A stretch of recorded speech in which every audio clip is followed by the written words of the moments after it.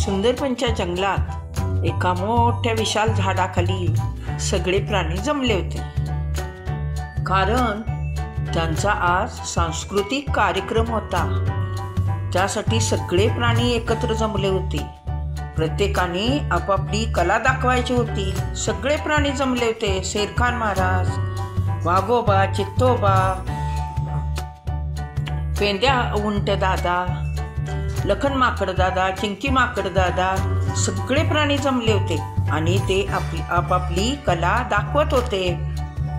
मग सुरुवातीला शेरखान महाराजांनी उंच उडी घेऊन आपली कला प्रदर्शित केली. सगळ्या प्राण्यांनी टाळ्या वाजवल्या. मग नंतर चित्तोबा, वाघोबा यांनी उड्या घेऊन आपापली कला प्रदर्शित केली. नंतर बऱ्याच प्राण्यांनी आपापली कला प्रदर्शित केली. सगळ्यांनी वाहवा करून टाळ्या वाजवल्या. सगळे अगदी आनंदात होते, कार्यक्रमात मग्न झाले होते. तेवढ्यात लखन माकड दादा आले आणि डॉक्टर चिंकी माकड दादाही आले. त्यांनी आपली कला प्रदर्शित केली. लखन माकड दादा आणि चिंकी माकड दादांनी सुंदर अशा उंच उड्या घेतल्या आणि छतापर्यंत जाऊन त्यांनी उड्या घेतल्या आणि सुंदर असा दोघांनी नाच केला. तो नाच इतका प्राण्यांना आवडला. सगळ्यांनी वाहवा करत खूप टाळ्या वाजवल्या.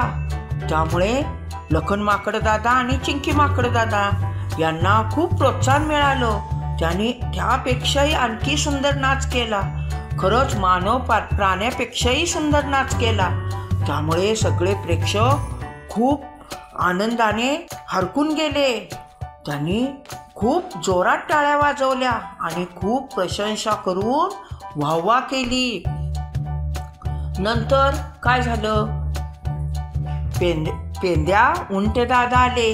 त्यांना काय वाटलं, आपणही आता लखन माकड दादा आणि डॉक्टर चिंकी माकड दादा यांच्यासारखा सुंदर नाच करावा. म्हणून तेही आले आणि तेही नाचायला लागले. पण त्यांचं शरीर वाकडं तिकडं होतं, त्यामुळे त्यांचा नाचही वाकडा तिकडा झाला.